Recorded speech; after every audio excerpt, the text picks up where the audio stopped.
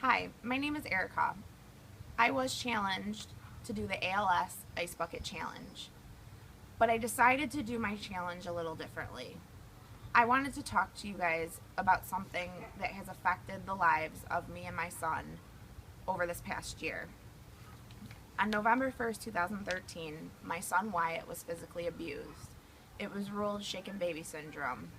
Here's a picture of him just a few days he was in the ICU.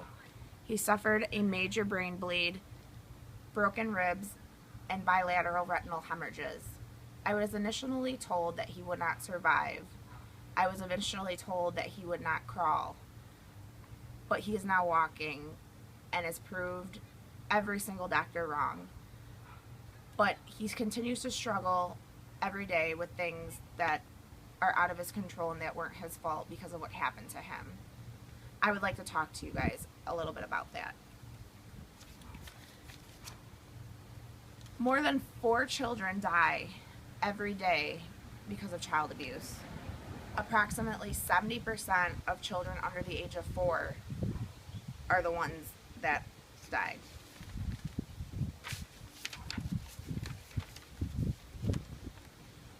Approximately 20% of shaken baby syndrome cases are fatal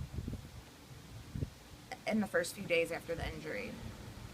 The majority of the survivors are then left with physical and mental handicaps, ranging from behavioral issues, developmental issues, mental retardation, blindness, inability to eat, and some children are just left in a permanent vegetative state. Medical costs associated with initial and long-term care for any child that has been shaken or had any abuse, head trauma, can range from anywhere from $300,000 to over $1 million. So let me explain to you my version of the challenge. I challenge everyone to do a tape challenge. Take any sort of tape. I would recommend paint tape just because it peels off easily. You can use duct tape too. But the tape represents children with no voices. As you heard, 70% of the children that die from child abuse are under the age of 4. My son was 1 year old when this happened to him.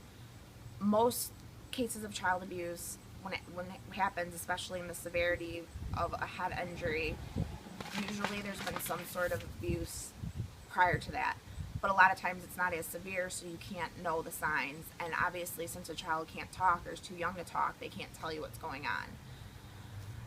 I ask you all to think about this, to do this challenge.